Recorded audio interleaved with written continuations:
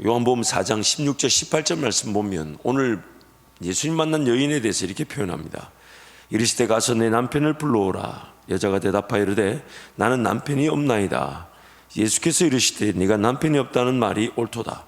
너에게 남편 5이 있었고 지금 있는 자도 내 남편이 아니니 내 말이 참되도다. 일명 그 수가성에 사는 여인이 예수님을 만났습니다. 남편이 5이 있었고 그리고 지금 사는 남자도 남편이 아니다. 도대체 그 여인에게 무슨 일이 일어난 걸까요?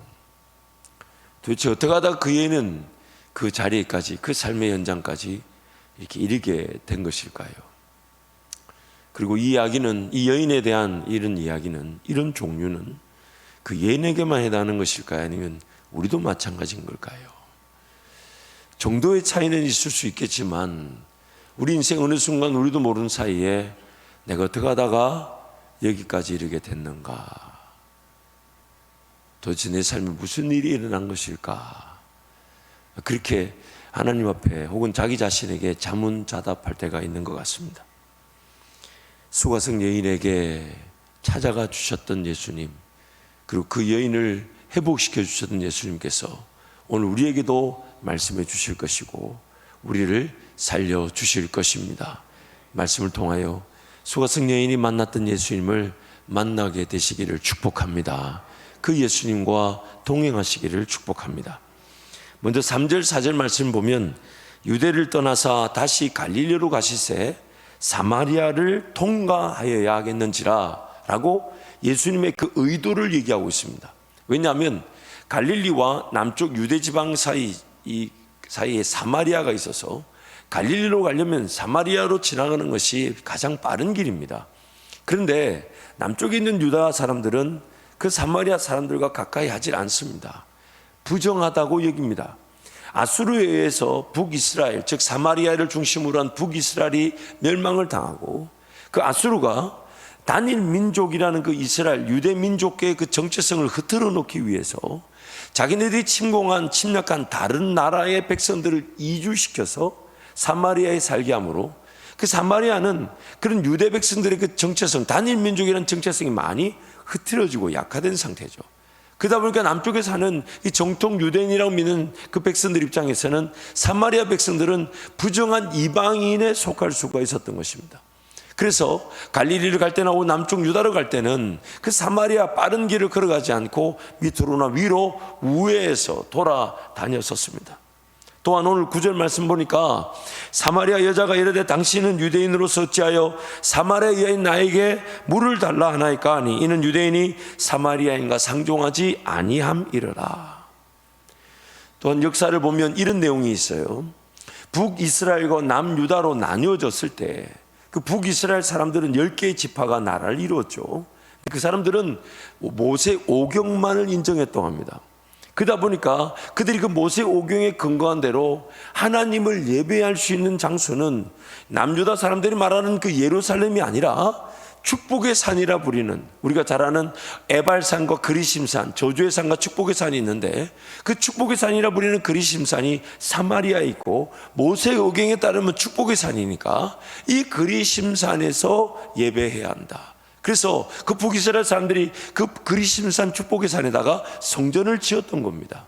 그런데 남유다 그 강경 신자, 강경 유대인들이 그런 성전을 아무 곳에나 세우면 안 된다 그래서 그 북이스라엘 그리심산에 세워진 성전을 무너뜨려 버렸던 거예요.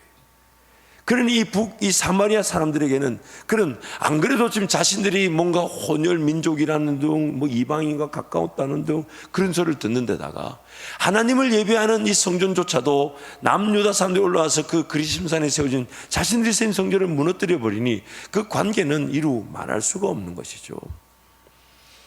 그런데 예수님이 그것도 6시니까 우리 시간으로 치면 정오 12시입니다. 정오 12시에 그 수가성 야곱의 우물에서 이 여인을 찾아와 주셨던 겁니다. 정오 12시라는 것은 이미 그 예수님이 말씀한 대로 남편이 5이 있었고 또 지금 사는 남자도 남편이 아닌 그 여인의 입장에서는 아무도 물을 기르러 오지 않는 그 시간, 자신의 삶에 대해서 이렇게 이런저런 소리를 듣기 싫고, 또한 누군가를 만나고 싶지 않은 그 정오 12시에 그래서 태양빛이 최고조로 뜨거울 때에 물을 기르러 왔을 때 예수님이 그 여인을 찾아와 주셨던 것입니다. 그리고 그 여인과 이렇게 대화를 나누기 시작하셨어요. 그런데 신기한 것은 그 여인의 삶이 완전히 바뀌어 버렸다는 겁니다. 요한복음 4장 28절부터 30절 말씀 보면 함께 선포하겠습니다. 여자가 물동이를 버려두고 동네로 들어가서 사람들에게 이르되 내가 행한 모든 일을 내게 말한 사람을 와서 보라. 이는 그리스도가 아니냐 하니 그들이 동네에서 나와 예수께로 오더라. 서너 시간이 채 되지 않았을 거예요. 자신의 삶에 대한 어떤 평가, 그런 사람 만나는 두려움, 어떤 이유에서든지 간에 누군가가 물을 기르러 오지 않는 낮 정오에 물을 기르러 왔다가 예수님과 대화를 몇 마디 하고 난 다음에 그 여인의 변화된 삶을 이렇게 얘기합니다. 자기가 삶을 유지하기 위해, 목마름을 해결하기 위해 가지고 왔던 물동이를 버려두고 그리고 자신의 그런 사는 성에 가서 자신의 처지를 다 아는, 그래서 어쩌면 피하고 살았고 피하고 싶었던 사람들에게 와서 보라.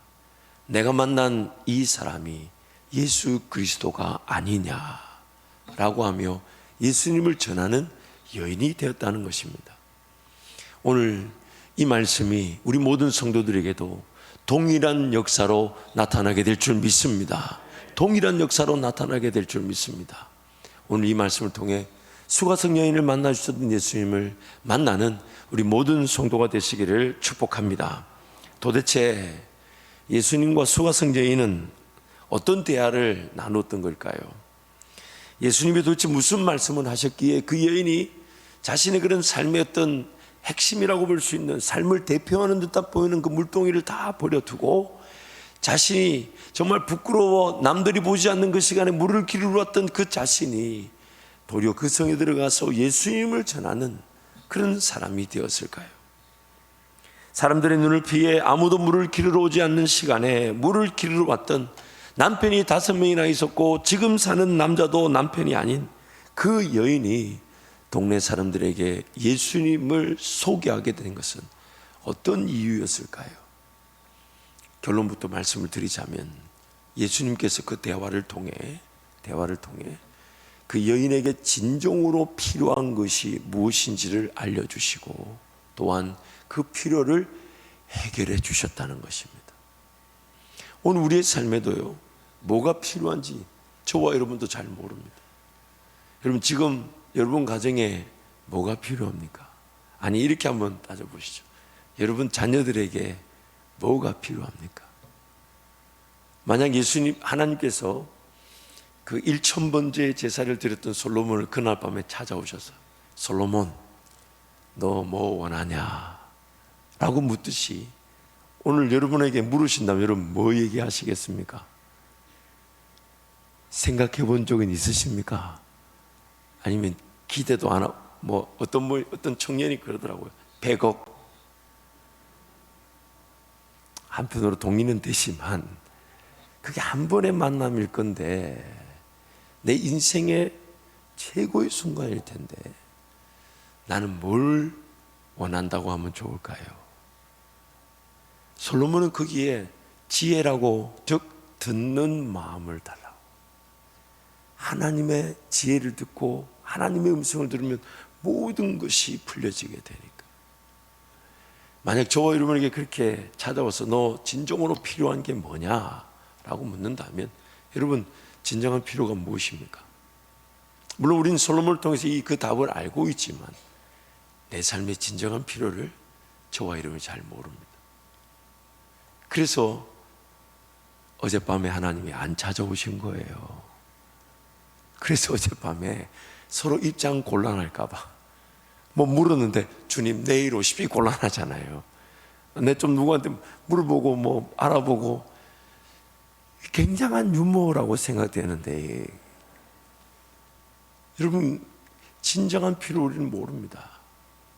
주님을 만나야만이, 예수님을 만나야만이 나에게 진짜 필요한 게 뭔지를 알게 된다는 거예요. 꿈을 발견하고요, 비전을 발견하고요, 사명을 발견하고, 내가 평생에 잘할 일들을 발견하고, 내가 걸어갈 길을 발견하고, 만남을 발견하고, 지혜를 발견하고, 지식을 발견하고, 예수님을 만나야만이 나의 진정한 필요를 발견하게 되어 있고, 진정한 필요를 발견하게 될 때 예수님은 그 필요를 해결해 주시는 것입니다. 그래서 그 수가성 여인에게, 그 여인에게 진짜 필요한 게 뭔지를 한 5가지로 얘기하셨어요. 첫 번째는 진정한 갈급함을 가르쳐 주셨어요. 그 여인은 목이 말랐어요. 그 여인은 지금 갈급했어요. 그런데 그 갈급함이 무엇에 의한 것인지, 그리고 무엇으로 그 갈급함이 해결될지를 전혀 몰랐다는 겁니다. 13절부터 15절 말씀을 함께 선포합니다.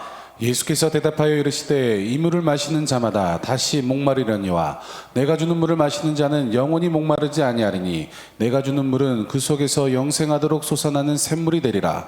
여자가 이르되 주여 그런 물을 내게 주사 목마르지도 않고 또 여기 물길로 오지도 않게 하옵소서. 아멘. 지금 여인과 예수님의 대화를 보면 갈급함이라는 그 분명한 방향 같은데, 예수님 말씀하신 그 갈급함과 여인이 지금 갈급함은 전혀 차원이 달랐습니다.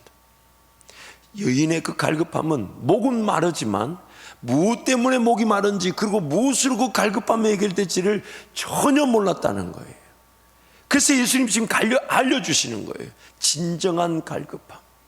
여러분, 예수님을 만나지 않으면 세상 그 어느 곳에서도 이 갈급함이 해결되지 않습니다. 그래서 자꾸만 헛된 것에 갈급함을 해결하려고 합니다. 좀 먹고 살만하면, 좀 돈이 넉넉하게 있으면, 좀 일이 잘 되면, 뭔가 해결되면, 그러다 보니까 예수님을 만나는 것보다 그 먼저 해결하고자 하는 잘못된 갈급함에 인생이 녹아내 버리는, 쓰러져 버리는 거예요. 그게 정말 나를 위한 걸까요? 그게 정말 내 인생을 위한 걸까요? 그게 해결되면 정말 나는 갈급함이 해결되는 걸까요? 그 문제가 풀어지면 정말 갈급함이 해결되는 걸까요? 그렇게 돈이 주어지면 정말 내 마음의 이 공허함이 해결되는 것일까요? 무엇에 의한 갈급함인지도 모른 채, 그러나 나의 그 갈급함을 그 누구도 설명해 주지 못한 채 그저 세상 가운데 허덕거리며 그 갈급함을 해결하려고 하는 것이 오늘 인생의 헛된 꿈이라는 것입니다. 유명한 소설가, 이제 작곡하신 그 박완서 씨라고 있죠. 그 박완서 씨가 이제 살아계실 때에 남편을 이제 여의었습니다. 근데 남편을 여인 지 얼마 안 돼서 그 생떼 같은 그 자기 자식도 이렇게 잃어버렸어요. 그래서 그 남편과 자식의 죽음 앞에서 하나님 앞에 외쳤습니다. 근데 딱 이 한 가지를 외쳤다고 그래요. 주여, 한 말씀만 하옵소서. 하나님이 모든 걸 다 알고 계시니까, 하나님이 지금 내 형편, 내 상황을 알고 계시니까 다른 그 누구도 위로해 줄 수 없고, 다른 그 어떤 것으로도 해결될 수 없고, 사람의 시선과 판단으로는 도저히 이해할 수 없으니까 그 박원서 씨가 그 신앙을 가지고 한 가지 유일한 그 갈급함을 해결할 요소, 주여 한 말씀만 해오십시오. 한 말씀만 해달라고. 그래서 그 갈급함으로 하나님께 은혜를 간구하는데, 어느 날 시편 103편 15절 16절 말씀을 묵상하게 된 겁니다. 인생은 그날이 풀과 같으며 그 영화가 들의 꽃과 같도다. 그것은 바람이 지나가면 없어지나니 그 있던 자리도 다시 알지 못하거니와. 이 말씀이 그 하나님의 말씀으로 확, 그러면서 그 박원서 씨가 이렇게 고백을 했다 합니다. 주여, 이렇게 하찮은 존재에다가 왜 그렇게 진한 사랑을 불어 넣으셨습니까? 남편을 잃고 자식을 잃고, 그래서 그것을 어떻게 해석해야 될지 몰라서 하나님 앞에 주여 한 말씀만 해달라고 했는데, 그 시편 103편 15절 16절 말씀을 묵상하면서 이 하찮은 존재에다가 왜 그렇게 진한 사랑을 부어주셨습니까? 그러면서 이렇게 기도를 드렸다고 합니다.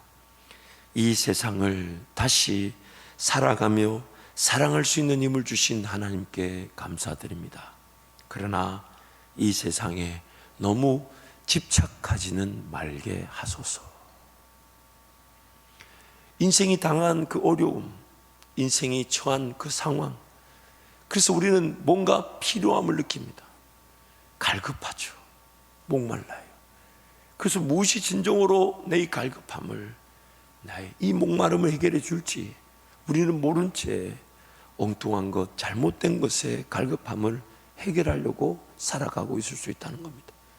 그래서 예수님이 지금 수가성 여인에게 찾아와서 그 갈급함, 그 여인도 느끼고 있는 그 갈급함을 진정한 갈급함으로 가르쳐 주시고 영원한 생수가 되시는 예수님을 말씀해 주시고 계신 것입니다.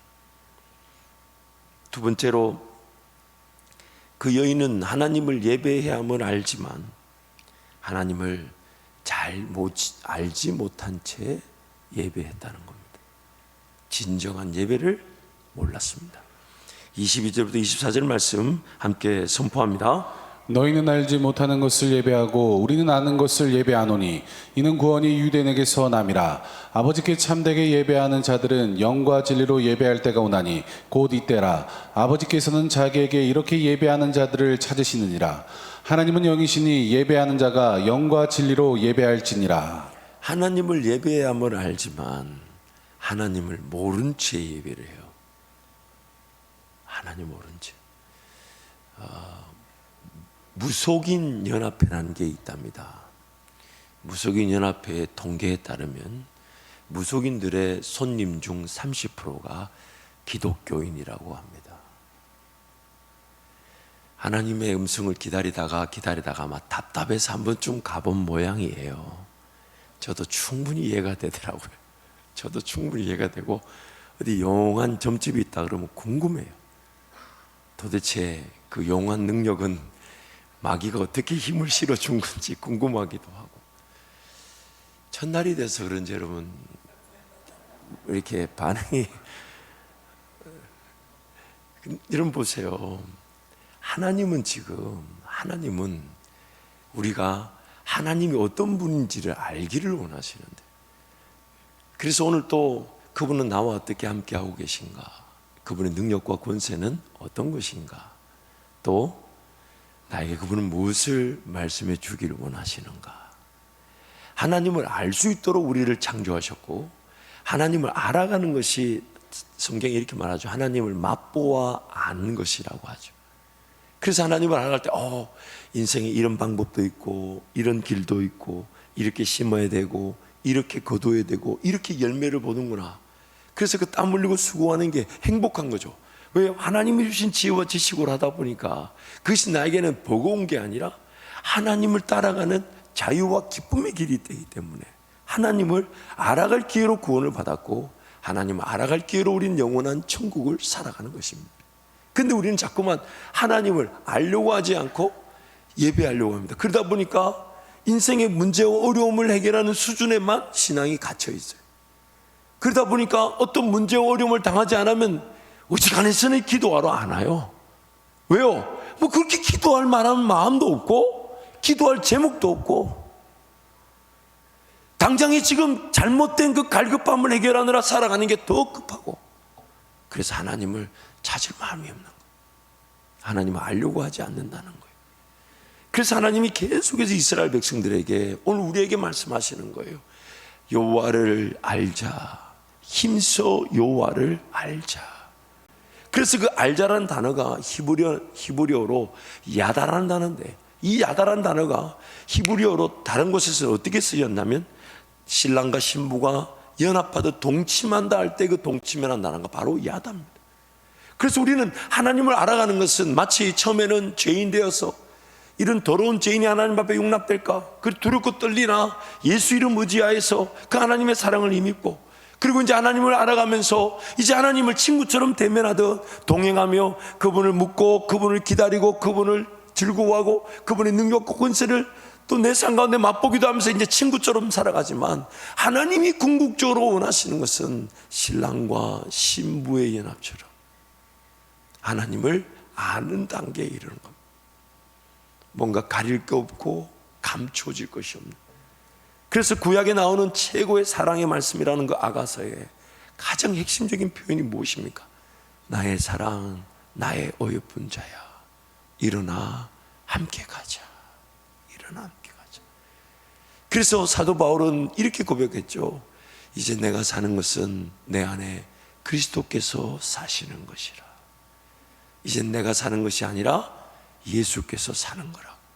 신인합일, 하나님과 내가 하나가 되는 것. 그리스도의 장성한 분량까지 이른다는 것은 하나님을 알아가며 그분과 연합되어지는 겁니다. 그래서 하나님을 알아갈 기회로 우리는 살아가며, 알아갈 때 우리의 예배가 더 풍성해지죠. 하나님 이런 분이셨습니다. 하나님 이렇게 말씀해 주셨습니다. 하나님 이런 꿈과 비전으로 나와 함께 하셨습니다. 하나님 이런 능력과 권세로 내 삶을 주관해 주셨습니다. 모든 영광과 감사를 하나님 홀로 받아 주옵소서. 이게 우리 예배인데, 하나님은 또 화답하시듯 하나님을 알게 하시고 하나님을 기대하게 하시고 하나님의 임재와 평안과 만지심으로 함께 하셔 또 살아가는 삶이 더 귀한 예배가 되어 더 하나님을 알아가는 그 삶의 일터가, 가정이, 내 삶이 하나님 그분을 모셔드려서 인도해가는, 하나님을 알아가는 과정 그 자체가 일상의 예배가 되는 것입니다. 그런데 우리는 자꾸만 하나님을 알려고 하지 않고 그저 하나님을 예배하려고 하다 보니 물 뜯어놓고 기도하는 것과 다를 바가 없어요. 그 내 문제를 해결해 주고 내 삶에 필요한 것을 채워주는 수준으로 신앙생활을 할 수 있다는 것입니다. 그래서 예수님이 지금 수가성 여인에게, 우리에게 그 진정한 예배를 가르쳐 주고 계신 거예요. 또한 그 여인에게 필요했던 것은 메시아, 즉 구원자 예수님을 만나야 함을 알면서 만나지 못했다는 것입니다. 진정한 만남을 몰랐다는 거예요. 심지어 지금 자기 앞에 있는 메시아가 메시아인 줄도 모르고 메시아를 기다리고 있었어요. 본문 오늘 25절 말씀 함께 선포합니다. 여자가 이르되 메시아 곧 그리스도라 하는 이가 오실 줄을 내가 아노니 그가 오시면 모든 것을 우리에게 알려주시리이다. 지금 눈앞에 예수님이, 메시아신 예수님 와 계신데 그분을 전혀 몰라봤어요. 그러면서 물동이 안고 살았던 겁니다.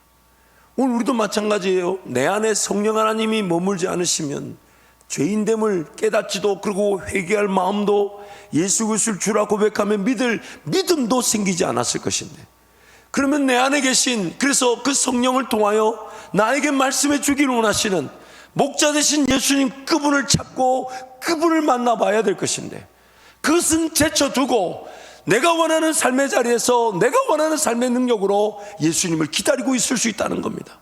이미 내 안에 와 계신데, 이미 내 앞에 앉아 계신데 그 예수님을 만나볼 생각 없이, 마치 당시에 예수님 이 땅에 오셨을 때에 그 이스라엘 백성들처럼 자신들이 식민지 생활하면서 종교적으로, 사회적으로, 경제적으로, 정치적으로 억압을 당하고 고통을 당하고 있는 그 상황에서만 예수님이 나타나기를 바라고 저 구유에 나타나셔서 우리를 위하여 종의 몸을 입고 사람의 몸을 입고 죽기까지 복종하신 예수님을 거절한 채 그들의 예수님을 지금도 기다리고 있지 않습니까? 오늘 우리는 어떻습니까? 내 안에 이미 예수의 영이신 성령께서 함께하고 계셔서 그분이 나를 살리기를 원하시며 그분의 음성을 들려주기를 원하시는데, 우리는 그 예수님을 지금 얼마나 기대하고 계십니까? 그 예수님의 음성에 얼마나 귀를 기울이고 계십니까? 그 예수님을 정말로 만났습니까? 정말로 만나셨습니까? 진정한 만남, 예수님과의 그 만남을 우리에게 가르쳐 주고 계신 것입니다. 또한 그 여인에게 필요했던 것은 진정한 양식이었어요.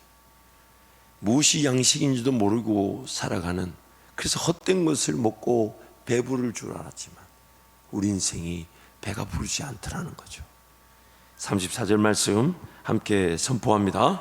예수께서 이르시되 나의 양식은 나를 보내신 이의 뜻을 행하며 그의 일을 온전히 이루는 이것이니라. 나의 양식은 하나님의 뜻을 행하며 그것을 온전히 이루는 것이다. 마치 추수 때에 품꾼이 그 추수 작물을, 주인의 그 작물을 추수하게 되면, 그럼 그 추수 작물이 그 품꾼에게도 양식이 되듯이. 그래서 예수님이 이렇게 얘기하셨잖아요. 보라, 추수하여 품꾼이 모자란다고.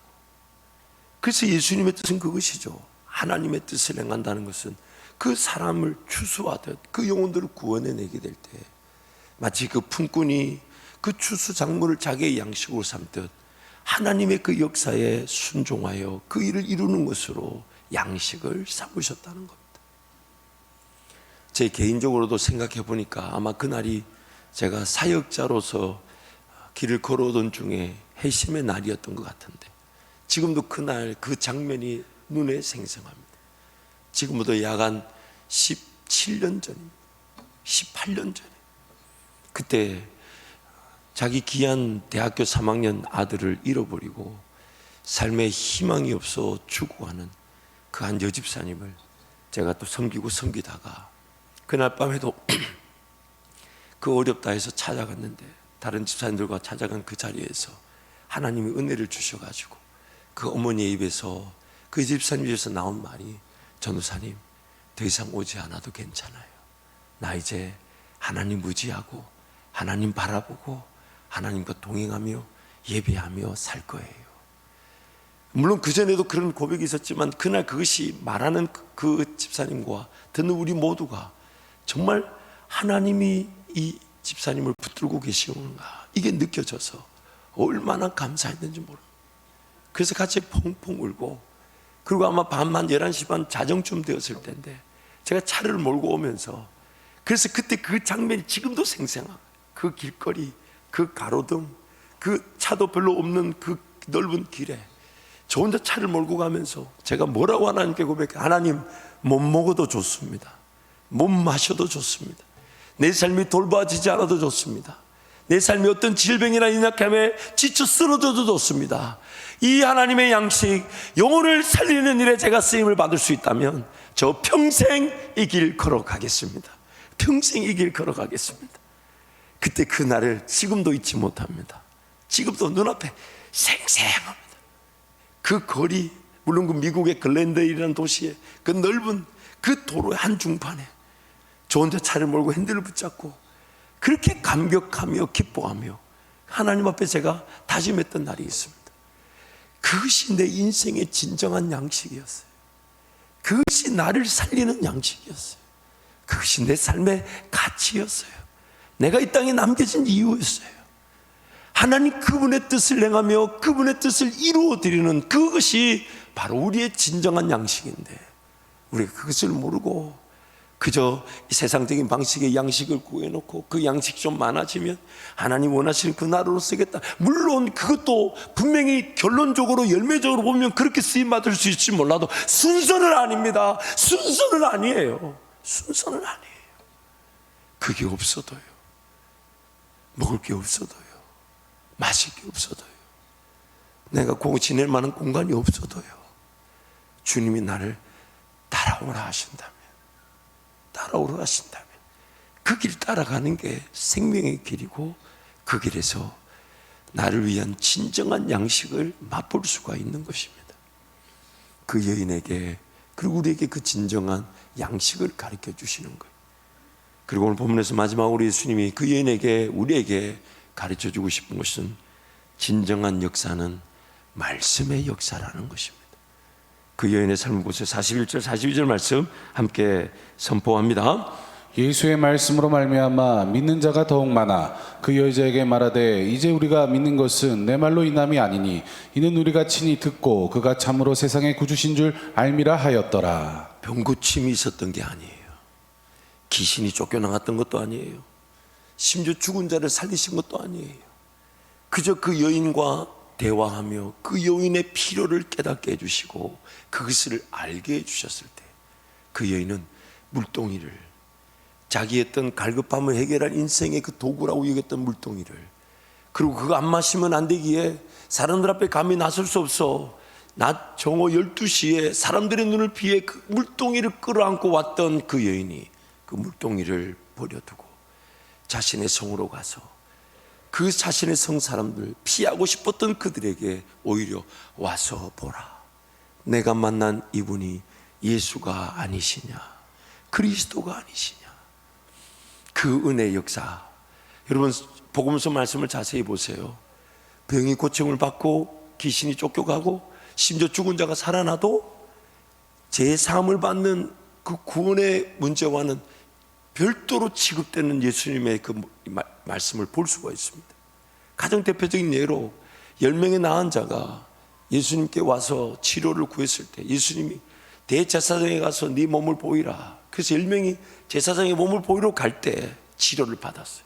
근데 돌아와서 내 제3을 받았다라고 들은 사람은 한 명밖에 없었습니다. 우리 주변에도 많고 제 주변에도 많습니다. 근데 이 문제 해결해 주면, 우리 아들 이 질병 고쳐주면, 이거 하나님이 해결해 주시면 나 예수 믿겠다 하지만 아직도 예수 믿지 않는 사람들이 있습니다. 우리에게 필요한 진정, 물론 그 병 고침의 기적이 없지 않습니다. 분명히 귀신도 쫓겨나가게 될 것이고 죽은 자도 하나님이 살리실 수 있지만 진정한 역사는, 진정한 우리에게 필요한 역사는 하나님의 말씀의 역사인 것입니다. 아멘. 하나님의 말씀이 필요한 것이고 아멘. 그 말씀이 진정으로 우리를 살리는 역사가 되는 것입니다. 아멘. 유상선 목사님의 분석 요한복음을 보면 예수님에 대한 생각이 어둠에서 점차 벗어나 빛으로 향하고 있었던 것이다. 그리스도에 대한 그녀의 인식은 예수님을 만나 대화하면서 점차 변해갔다. 그녀는 처음에 예수님을 물 한 모금 구하는 이상한 유대인으로 보았다.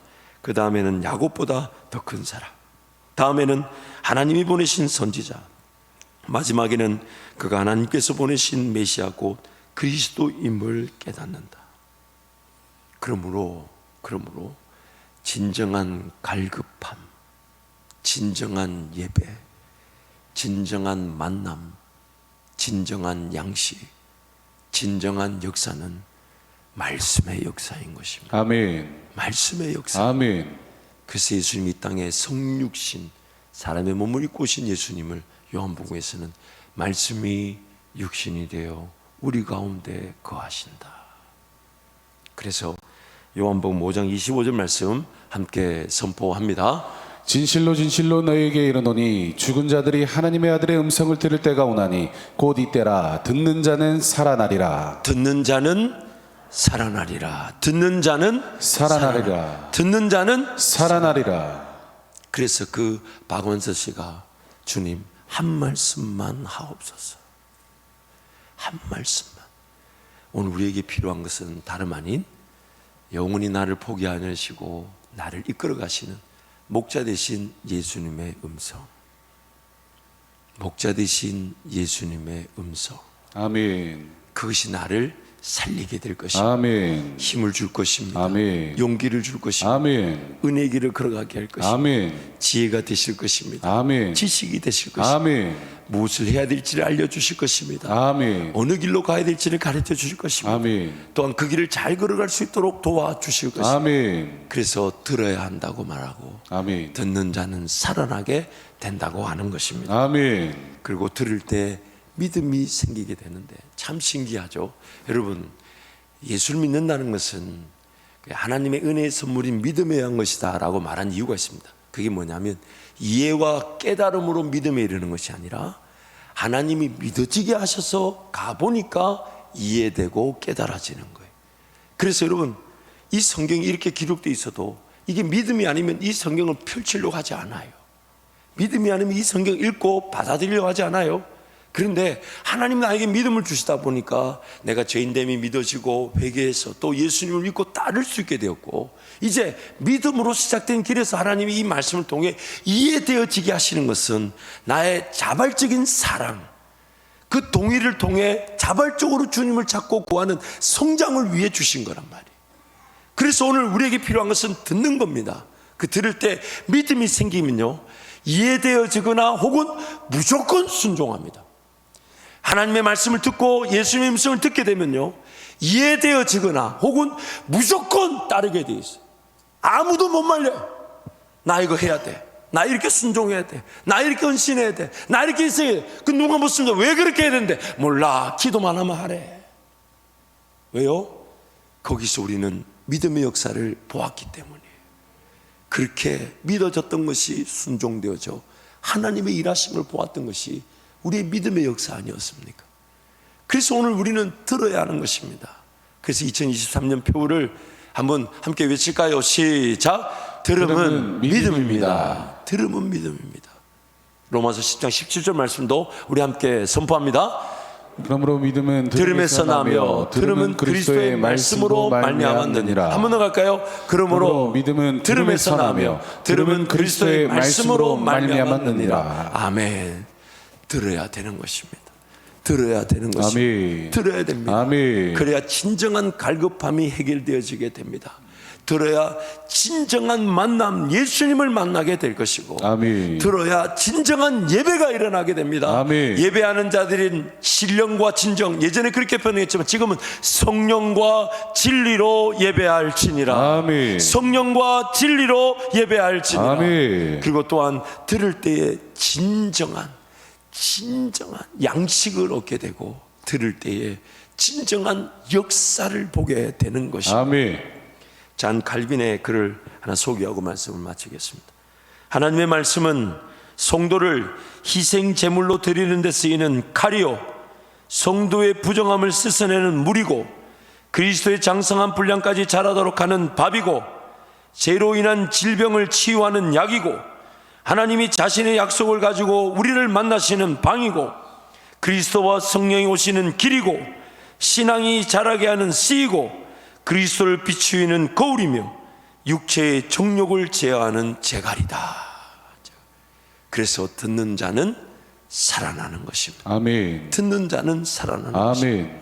그러므로 2023년 이 한 해가 목자 되신 예수님 성을 인내하고 기다리고, 들을 줄 알고, 분별할 줄 알고, 사모할 줄 알고, 아멘. 또한 들려주시는 대로 믿어져서 아멘. 순종하여 의의 열매가 풍성한 한 해가 되실 줄 믿습니다. 아멘. 함께 통성으로 기도하겠습니다. 하나님 말씀하여 주옵소서. 아멘. 듣는 자는 살아난다 하셨으니 그 말씀 앞에 인내하게 하시고, 그 말씀 앞에 참고 견디며 그 말씀을 바라게 하시고, 그 말씀을 소원하게 하시고, 그 말씀이면 충분한 줄 알아.